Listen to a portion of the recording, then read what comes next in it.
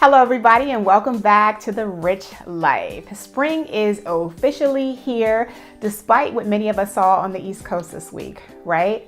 But Easter is almost here too, and today I'm in the studio putting the finishing touches on Riley's Easter basket, which is filled with lots of things that we're going to use to try our hands again at another little garden. So that's the inspiration behind today's episode, how to plant seeds of success in your life. I am by no means a traditional gardener, like seriously, not at all.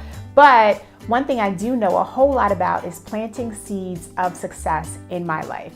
Every awesome, cool thing that I've ever done has started with a simple act of planting a seed. And today I'm going to share my best tips with you. So first off, when we're talking about planting seeds of success in our lives, we have to make sure that we are working with fertile soil.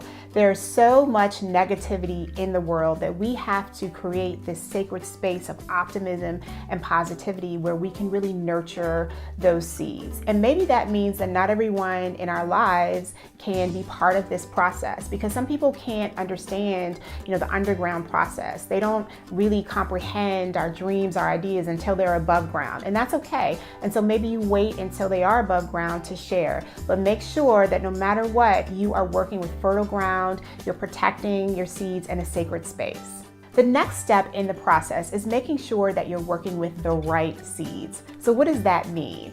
That means that you have properly defined what those seeds are and what success looks like when those seeds grow. And I can tell you from my own experience that you have to define your success for yourself. I spent way too much time in my life looking at how my success should be defined through the lens of someone else who wasn't even in my space. And that is not something that I recommend, okay? It wasn't until I started defining my success for myself that I actually started winning.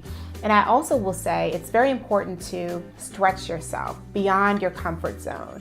As a seed, I'm sure it's very easy to sit there underground where you're nice and comfortable and warm, you're getting water, but the difficult process comes when you are growing through the soil, right? But the only way we will ever see that beautiful flower is if the seed goes through the difficult process. And so I challenge you to challenge yourself. Challenge yourself to grow out of your comfort zone, to be uncomfortable so that you can see those beautiful flowers grow. And next, of course, we've got to talk about watering. Every day you should be taking an action that will help that seed grow. So that could be sending an email, pitching an idea, reading a book, taking a class, attending a networking event. The most important thing though is to keep watering, because that water is going to reach those seeds. And even though you don't see the growth necessarily, know that it's working underground, and eventually all of that is contributing to the harvest that eventually you'll see. And last but not least, it's so important in this process to continue sowing. Even when you see success in your life, keep sowing, because as long as you're sowing, the harvest will be coming. When you stop sowing, that's it.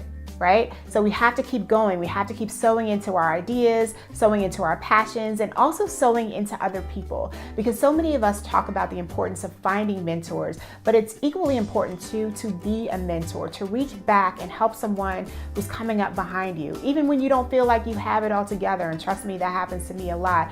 But I do know that even just taking a little bit of time can make a world of difference in someone else's life. So make sure you do that too. So I hope that these tips will help you plant your own seeds of success. And as always, please keep me posted on your progress. And you can follow our progress too on our little garden on Instagram at BambiniWearLife.